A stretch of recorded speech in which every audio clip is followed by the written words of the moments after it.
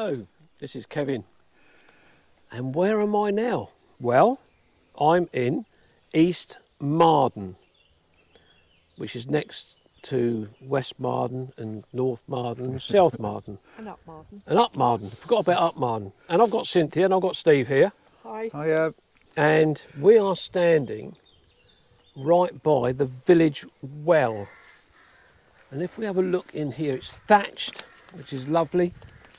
I'm just ducking down so I can get up inside to see the timbers and the rope and this lovely old cog and this handle, which they've is the original gearing here.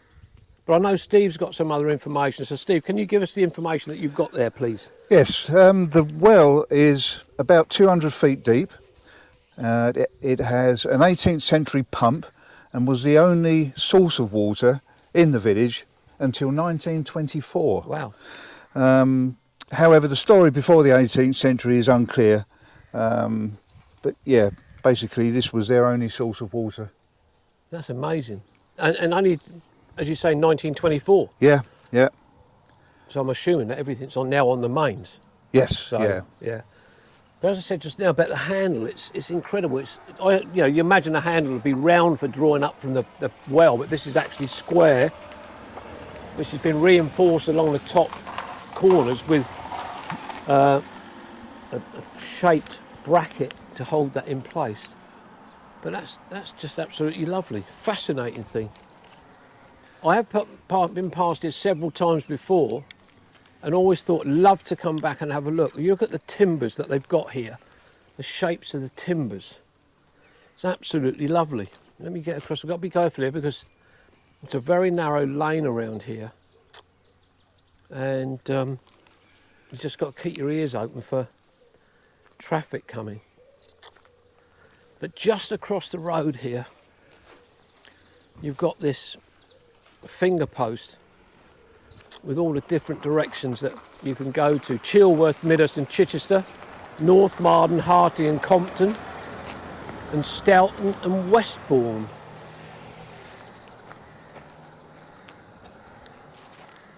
So Cynthia's getting some photographs. But we're parked up this lane here, and there's some lovely houses up there, mainly of flint and brickwork.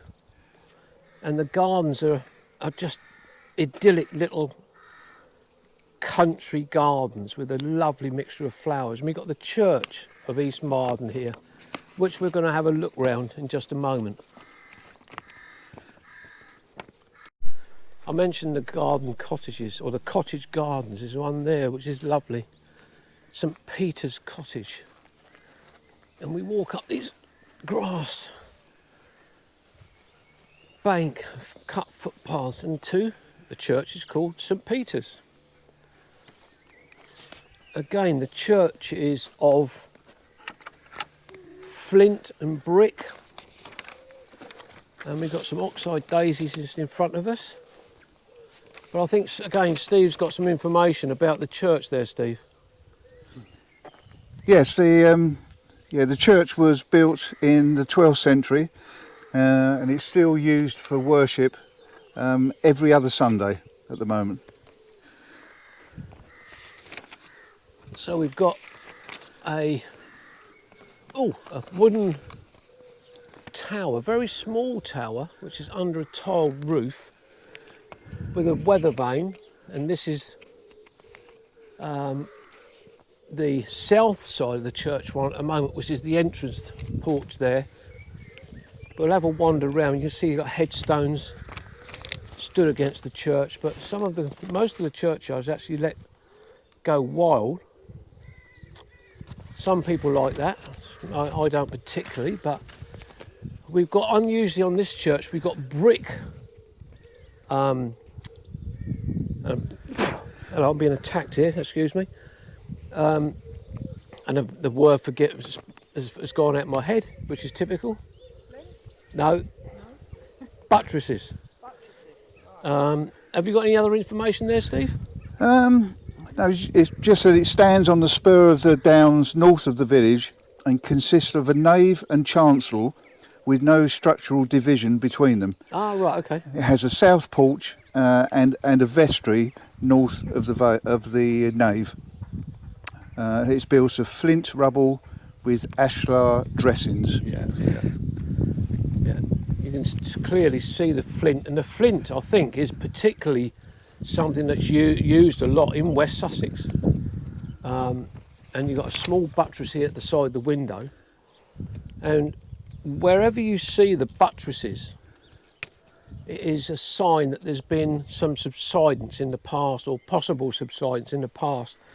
And this buttress here, just in front of me, is substantial. It stands off of the wall of the church by about 4 feet, 4.5 feet, and it's got flint infill. Again, you've got to be careful with the flints when you touch them because they are razor sharp. And it's brick. And as we walk round the church, we've got a very interesting little chimney up there with like a mushroom capped chimney cowl. You've got a solid looking door there. It doesn't look as if it's ever open. And you've got the windows, which is leaded light.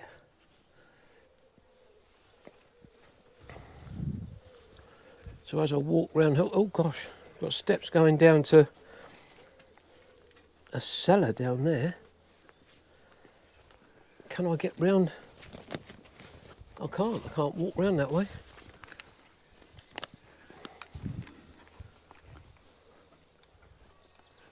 We've got a few headstones scattered around here, but you can't actually walk around this way, guys. But there is a cellar there. I don't know whether you guys have noticed this funny little chimney up here. Oh, yeah. With a mushroom capped or cowling up there.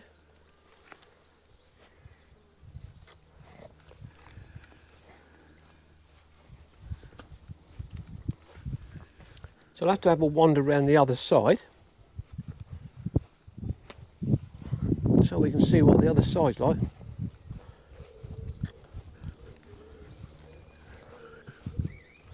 But I can't really get too far away from the church. If I can come down this way perhaps a little bit.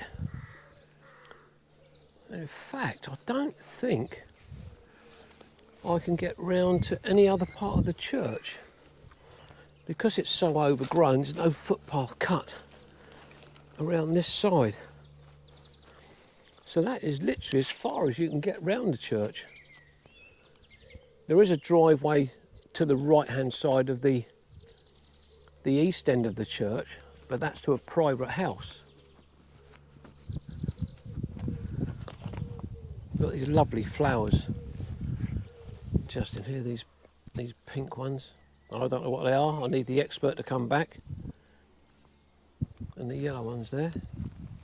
Big holly tree right in front of me. Got to be careful with these flowers. They're beautiful little flowers. Can't get any further around that way, Steve. It's completely overgrown. There's no footpath there. Yeah, it is overgrown, isn't it? Yeah, which is such a shame. But I need the flower expert. I'm just saying we need a flower expert to tell me what these yellow flowers are, unless you know, and the pink ones. These are oxeye daisies, aren't they? Yeah, I think so, yes. Yeah. We've got some pink ones over there and some yellow ones, and I don't know what they are.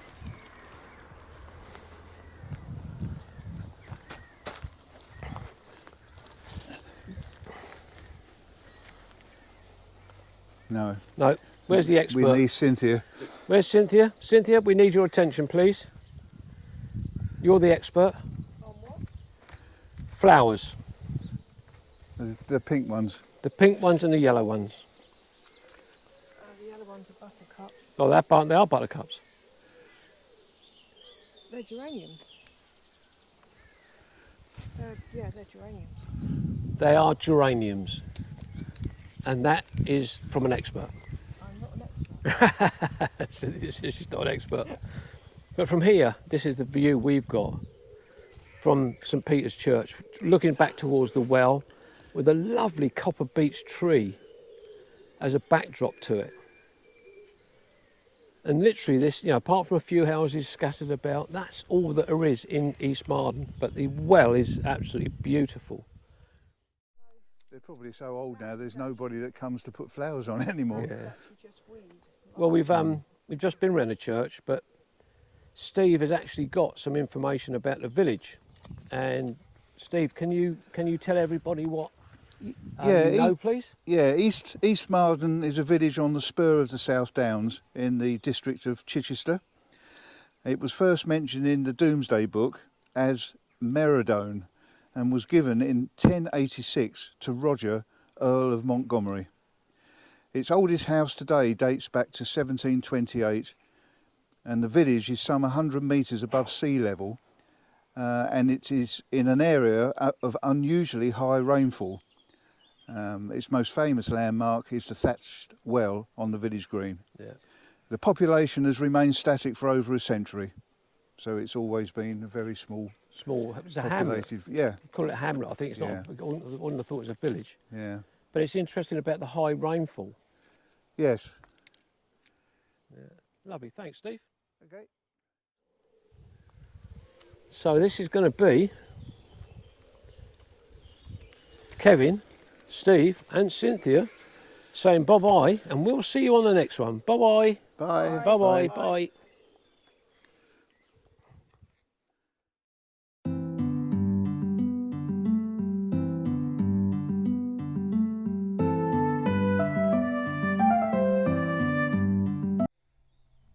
Hello there. My name's Andrew Norris and I'm sitting in a meadow in Croatia. If, like me, you've just enjoyed watching Kevin's latest video, do give him a thumbs up. And if you haven't, please consider subscribing. Click the bell notification and you'll be kept informed of any future videos that Kevin uploads. Thank you.